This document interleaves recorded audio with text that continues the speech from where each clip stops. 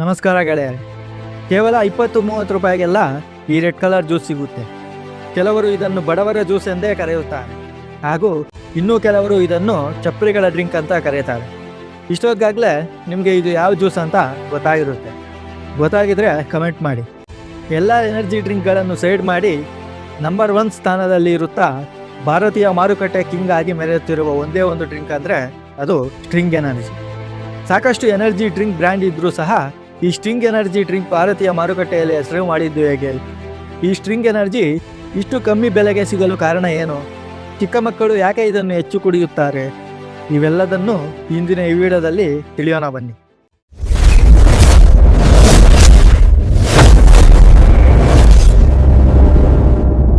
ಭಾರತದಲ್ಲಿ ಎನರ್ಜಿ ಡ್ರಿಂಕ್ಗಳ ಪ್ರಯಾಣ ತುಂಬಾ ಇಂಟ್ರೆಸ್ಟಿಂಗ್ ಆಗಿದೆ. ಸಾಕಷ್ಟು ಎನರ್ಜಿ ಡ್ರಿಂಕ್ಸ್ ಬಂದು ಹೋದವು, ಆದರೆ ಸ್ಟ್ರಿಂಗ್ನ ರೀತಿಯಲ್ಲಿ ಯಾವುದೂ ಸಹ ಹೆಸರು ಮಾಡಲು ಆಗಲಿಲ್ಲ. ಮೊದಲಿಗೆ ಈ ಎನರ್ಜಿ ಡ್ರಿಂಕ್ಸ್ ಕಾನ್ಸೆಪ್ಟನ್ನು ಭಾರತಕ್ಕೆ ತಂದಿದ್ದು ಕೋಕೋ-ಕೋಲಾ ಕಂಪ್ನಿ. ಆನಂತರ ಸಾಕಷ್ಟು ಕಂಪನಿಗಳು ಎನರ್ಜಿ ಡ್ರಿಂಕ್ಸನ್ನು ಮಾರುಕಟ್ಟೆಗೆ ತಂದವು. ಉದಾಹರಣೆಗೆ ಪೆಪ್ಸಿ, 7up, ಥಮ್ಸ್ ಅಪ್, ಹೀಗೆ ಸಾಕಷ್ಟು ಕಂಪನಿಗಳ ಎನರ್ಜಿ ಡ್ರಿಂಕ್ಸ್ ಬಂದವು. ಆದರೆ ಯಾವ ಕಂಪನಿ ಡ್ರಿಂಕ್ಸ್ ಸಹ ಅಷ್ಟು ಹೆಸರನ್ನು ಮಾಡಲಿಲ್ಲ. ನಂತರ ಯಾವಾಗ ರೆಡ್ ಬುಲ್ ಬರುತ್ತೋ, ರೆಡ್ ಬುಲ್ ಭಾರತ ಮಾರುಕಟ್ಟೆಗೆ ಒಂದು ಹೊಸ ಉರುಪನ್ನು ತರುತ್ತದೆ. 250 ml ಬಾಟಲಿಯನ್ನು ಕೇವಲ 100 ರೂಪಾಯಿಗೆ ಮಾರುತ್ತದೆ. ರೆಡ್ ಬುಲ್ ಡ್ರಿಂಕ್ ನೇರವಾಗಿ ಕಾಲೇಜ್ ಸ್ಟೂಡೆಂಟ್ಸ್ ಮತ್ತು ಜಿಮ್ ಪ್ರಿಯರನ್ನು ಟಾರ್ಗೆಟ್ ಮಾಡುತ್ತಾರೆ, ಹಾಗೂ ರೆಡ್ ಬುಲ್ ಡ್ರಿಂಕ್ ಕುಡಿದರೆ ಜನ ಕೂಲ್ ಮತ್ತು ಕ್ಲಾಸಿಯಾಗಿ ಕಾಣಿಸುತ್ತಾರೆ ಅನ್ನೋ ರೀತಿಯಲ್ಲಿ ರೆಡ್ ಬುಲ್ ತನ್ನ ಬ್ರ್ಯಾಂಡಿಂಗ್ ಅನ್ನು ಮಾಡಿಕೊಳ್ಳುತ್ತೆ. ಹೀಗಾಗಿ ಕೆಲವೇ ವರ್ಷಗಳಲ್ಲಿ ರೆಡ್ ಬುಲ್ನ ಮಾರ್ಕೆಟ್ ಶೇರ್ ಹೆಚ್ಚಿತು, ಸಾಕಷ್ಟು ಸೇಲ್ಸ್ ಆಯಿತು. ಆಗ ಈ ರೆಡ್ ಬುಲ್ನ ಸಕ್ಸಸ್ ಅನ್ನು ನೋಡಿ ಸಾಕಷ್ಟು ಕಂಪನಿಗಳು ಹೊಸ ಹೊಸ ಡ್ರಿಂಕ್ಸ್ಗಳನ್ನು ತಂದವು. ಆದರೆ ಯಾವ ಡ್ರಿಂಕ್ ಸಹ ರೆಡ್ ಬುಲ್ ಮಾಡಿದ ಹೆಸರನ್ನು, ರೆಕಾರ್ಡನ್ನು ಬೀಟ್ ಮಾಡಲಾಗಲಿಲ್ಲ. 2016ರ ತನಕವೂ ಕೂಡ ಎನರ್ಜಿ ಡ್ರಿಂಕ್ನಲ್ಲಿ ನಿಜವಾದ ಕಿಂಗ್ ರೆಡ್ ಬುಲ್ ಆಗಿತ್ತು. ನಂತರ 2016ರಲ್ಲಿ ಇಂಡಿಯನ್ ರೆಗ್ಯುಲೇಟರಿ ಏಜೆನ್ಸಿ ಎನರ್ಜಿ ಡ್ರಿಂಕ್ನ ಮಾರುಕಟ್ಟೆಯ ಮೇಲೆ ಒಂದು ಬಾಂಬ್ ಹಾಕುತ್ತದೆ. ಆ ಬಾಂಬ್ ಏನಂದರೆ food safety and standard authority of India ಒಂದು ಹೊಸ ನಿಯಮವನ್ನು ತರುತ್ತದೆ. ಆ ನಿಯಮದ ಪ್ರಕಾರ ಯಾವುದೇ ಎನರ್ಜಿ ಡ್ರಿಂಕ್ನಲ್ಲಿ ಕೆಫೇನ್ ಅಂಶ ಲೀಟರ್ಗೆ 320 mgಗಿಂತ ಹೆಚ್ಚು ಇರೋ ಹಾಗಿಲ್ಲ ಎಂಬ ನಿಯಮವನ್ನು ತರುತ್ತದೆ. ಈ ಒಂದು ಕಠಿಣ ನಿಯಮದಿಂದ ಯಾವೆಲ್ಲ ಎನರ್ಜಿ ಡ್ರಿಂಕ್ ಹಾನಿಕಾರಕ ಕೆಮಿಕಲ್ ವಸ್ತುಗಳನ್ನು ಬಳಸುತ್ತಿದ್ರೋ ಅಂತಹ ಎನರ್ಜಿ ಡ್ರಿಂಕ್ಗಳು ಬ್ಯಾನ್ ಆಗುತ್ತದೆ. ಇದರಿಂದ ಸಾಕಷ್ಟು ಕಂಪನಿಗಳು ಮುಚ್ಚಿ ಹೋಗುತ್ತವೆ. ಆದರೆ ರೆಡ್ ಬುಲ್ ಡ್ರಿಂಕ್ ಮಾತ್ರ ತನ್ನ ನಾಗಾಲೋಟವನ್ನು ಮುಂದುವರಿಸುತ್ತಾ ಇರುತ್ತದೆ. ಆದರೆ ಯಾವಾಗ 2017ರಲ್ಲಿ ಆ ಒಂದು ಡ್ರಿಂಕ್ ಮಾರುಕಟ್ಟೆಗೆ ಬರುತ್ತೋ ಆವಾಗ ರೆಡ್ ಬುಲ್ನ ಓಟಕ್ಕೆ ಬ್ರೇಕ್ ಬೀಳುತ್ತದೆ.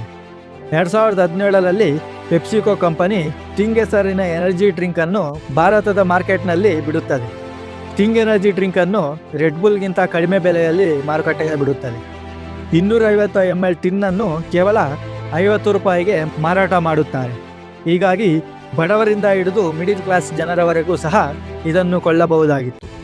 ಮೊದಲು ಸ್ಟ್ರಿಂಗ್ ಎನರ್ಜಿ ಡ್ರಿಂಕ್ ಕೇವಲ ಒಂದು ನಾರ್ಮಲ್ ಸಾಫ್ಟ್ ಡ್ರಿಂಕ್ ಆಗಿ ಮಾರುಕಟ್ಟೆಗೆ ಬಂದಿತು. ಇನ್ನು ಸ್ಟ್ರಿಂಗ್ ಎನರ್ಜಿಗೆ ಕೆಲವು ವರ್ಷಗಳು ಭಾರತ ಮಾರುಕಟ್ಟೆಯಲ್ಲಿ ಬೆಳೆಯೋದು ತುಂಬ ಕಷ್ಟವಾಗುತ್ತದೆ, ಆದರೆ ನಿಧಾನವಾಗಿ ತನ್ನ ಜಾಗವನ್ನು ಮಾಡಿಕೊಳ್ಳಲು ಶುರು ಮಾಡುತ್ತದೆ. 2020ರಲ್ಲಿ ಪೆಪ್ಸಿಕೋ ಕಂಪನಿಯು ಸ್ಟಿಂಗನ್ನು ಹೊಸ ರೀತಿಯಲ್ಲಿ ಮಾರುಕಟ್ಟೆಗೆ ತರುತ್ತದೆ. 250 mlನ ಬಾಟಲನ್ನು ಕೇವಲ 20 ರೂಪಾಯಿಗೆ ಬಿಡುತ್ತದೆ. ಪೆಪ್ಸಿಕೋದ ಈ ಒಂದು ದೊಡ್ಡ ನಿರ್ಧಾರದಿಂದ ಎನರ್ಜಿ ಡ್ರಿಂಕ್ನ ಮಾರ್ಕೆಟ್ ಶೇಕ್ ಆಗಿ ಹೋಗುತ್ತದೆ. ನಂತರ ಸ್ಟ್ರಿಂಗ್ ಎನರ್ಜಿ ಡ್ರಿಂಕ್ ಯಾವ ಮಟ್ಟಕ್ಕೆ ತಲುಪಿತೆಂದರೆ ಸಣ್ಣ ಅಂಗಡಿಯಿಂದ ಹಿಡಿದು ದೊಡ್ಡ ದೊಡ್ಡ ಅಂಗಡಿಯಲ್ಲಿಯೂ ಸಹ ಈ ಸ್ಟ್ರಿಂಗ್ ಎನರ್ಜಿ ಡ್ರಿಂಕ್ ದೊರೆಯುತ್ತಿತ್ತು. ಅಷ್ಟರ ಮಟ್ಟಿಗೆ ಮಾರ್ಕೆಟಿಂಗ್ ಸೇಲ್ಸ್ ಈ ಕಂಪನಿ ಮಾಡಿತ್ತು. 2020ರ ನಂತರದಿಂದ ಸ್ಟ್ರಿಂಗ್ ಎನರ್ಜಿ ಡ್ರಿಂಕ್ ಟಾಪ್ ಸೇಲ್ಸ್ನಲ್ಲಿ ಕೂರುತ್ತದೆ. ರೆಕಾರ್ಡ್ನ ಪ್ರಕಾರ ಕೇವಲ 4 ವರ್ಷಗಳಲ್ಲಿ 20ರಿಂದ 22 ಕೋಟಿ ಬಾಟಲ್ಗಳನ್ನು ಸೇಲ್ ಮಾಡಿದೆ. ಇದರಿಂದಲೇ ನೀವು ಅರ್ಥ ಮಾಡ್ಕೊಳ್ಳಿ ಈ ಸ್ಟ್ರಿಂಗ್ ಎನರ್ಜಿ ಡ್ರಿಂಕ್ಗೆ ಎಷ್ಟು ಬೇಡಿಕೆ ಇತ್ತು ಅಂತ. ಕೇವಲ 4 ವರ್ಷಗಳಲ್ಲಿಯೇ ಭಾರತದ ಎನರ್ಜಿ ಡ್ರಿಂಕ್ ಮಾರುಕಟ್ಟೆಯ ಸ್ಥಿತಿಯನ್ನೇ ಬದಲಾಯಿಸಿಬಿಟ್ಟಿತ್ತು ಈ ಸ್ಟ್ರಿಂಗ್. ಒಂದು ಕಡೆ ಸ್ಟ್ರಿಂಗ್ ಎನರ್ಜಿ ಡ್ರಿಂಕ್ ಫೇಮಸ್ ಆಗ್ತಾ ಇದ್ದರೆ, ಮತ್ತೊಂದೆಡೆ ಈ ಸ್ಟ್ರಿಂಗ್ ಎನರ್ಜಿ ಡ್ರಿಂಕ್ಸ್ ಬಗ್ಗೆ ಒಬ್ಬೊಬ್ಬರು ಒಂದೊಂದು ರೀತಿಯಲ್ಲಿ ಮಾತನಾಡಲು ಆರಂಭಿಸುತ್ತಾರೆ. ಕೆಲವರು ಈ ಡ್ರಿಂಕನ್ನು ಕೆಂಪು ಬಣ್ಣದ ವಿಷ, ಅಡಿಕ್ಷನ್ ಮಾಡುವಂಥ ಡ್ರಿಂಕ್, ಇದನ್ನು ಕುಡಿದರೆ ನಮ್ಮ ದೇಹಕ್ಕೆ ಹಾನಿ ಆಗುತ್ತದೆ ಹಾಗೂ ಹಾರ್ಟ್ ಅಟ್ಯಾಕ್ ಬರುತ್ತದೆ ಎಂದು ಮಾತನಾಡಲು ಶುರು ಮಾಡುತ್ತಾರೆ. ಆದರೆ ಈ ಎನರ್ಜಿ ಡ್ರಿಂಕ್ ಬಗ್ಗೆ ಜನರು ಏನೇ ಮಾತನಾಡಿದರು, ಎಷ್ಟೇ ಮಾತಾಡಿದರೂ ಸಹ ಅದರ ಸೇಲ್ ಗ್ರೋತ್ ಮಾತ್ರ ಯಾವತ್ತೂ ಕಡಿಮೆ ಆಗಲಿಲ್ಲ. ಇನ್ನು ಸ್ಟಿಂಗ್ನ ಬಗೆಗಿನ ನೆಗೆಟಿವ್ ಅನ್ನು ನೋಡೋದಾದರೆ, ಸ್ಟಿಂಗ್ ಎನರ್ಜಿ ಡ್ರಿಂಕ್ನಲ್ಲಿರುವ ಕೆಂಪು ಬಣ್ಣವು ಫುಡ್ ಕಲರ್ನಿಂದ ಬರುತ್ತದೆ. ಈ ಕಲರನ್ನು ಯೂಸ್ ಮಾಡೋಕ್ಕೆ ಭಾರತದಲ್ಲಿ FSFAIನಿಂದ ಮನ್ನಣೆಯನ್ನು ಪಡೆದಿದೆ. ಆದರೆ ಜಾಸ್ತಿ ಪ್ರಮಾಣದಲ್ಲಿ ದೇಹ ಸೇರಿದರೆ ಜೀವಕ್ಕೆ ಹಾನಿಕಾರಕ ಆಗೋ ಸಾಧ್ಯತೆ ಇದೆ ಎಂದು ಹೇಳಿದ್ದಾರೆ. ಇನ್ನು ಸ್ಟಿಂಗ್ ಎನರ್ಜಿ ಡ್ರಿಂಕನ್ನು ಮಕ್ಕಳು ಮತ್ತು ಪ್ರೆಗ್ನೆಂಟ್ ಮಹಿಳೆಯರು ಕುಡಿಯದಂತೆ ಕಡ್ಡಾಯ ಮಾಡಲಾಗಿದೆ. ಪೆಪ್ಸಿಕೋ ಕಂಪನಿ ಬರೀ ರೆಡ್ ಕಲರ್ ಸ್ಟಿಂಗ್ ಎನರ್ಜಿಯನ್ನು ಲಾಂಚ್ ಮಾಡಿ ಸುಮ್ಮನೆ ಕೂರಲಿಲ್ಲ. ಅದರ ಜೊತೆಗೆ ಬೇರೆ ಬೇರೆ ಫ್ಲೇವರ್ಗಳನ್ನು ಸಹ ಮಾರುಕಟ್ಟೆಗೆ ಪರಿಚಯಿಸುತ್ತದೆ. ಪ್ರಸ್ತುತ ಈಗ ಸ್ಟಿಂಗ್ನ ರೆಡ್ ಕಲರ್ ಬಾಟಲ್ ಮತ್ತು blue colour, yellow colour bottle ಇದೆ. ಹೀಗೆ 3 ಕಲರ್ ಬಾಟಲ್ ಫ್ಲೇವರ್ಸ್ ಮಾರ್ಕೆಟ್ನಲ್ಲಿ ಲಭ್ಯವಿದೆ. ಇದಾಗಿತ್ತು ಗೆಳೆಯರೇ ನಂಬರ್ 1 ಸ್ಥಾನದಲ್ಲಿರುವ ಸ್ಟಿಂಗ್ ಎನರ್ಜಿಯ ಬಗ್ಗೆ. ನೀವೆಂದಾದರೂ ಸ್ಟಿಂಗ್ ಎನರ್ಜಿ ಕುಡಿದಿದ್ದೀರಾ ಇಲ್ಲ ಎಂದು ಕಮೆಂಟ್ ಮಾಡಿ.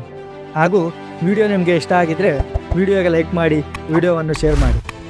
ವಿಡಿಯೋವನ್ನು ಕೊನೆವರೆಗೂ ನೋಡಿದ್ದಕ್ಕಾಗಿ ಧನ್ಯವಾದಗಳು.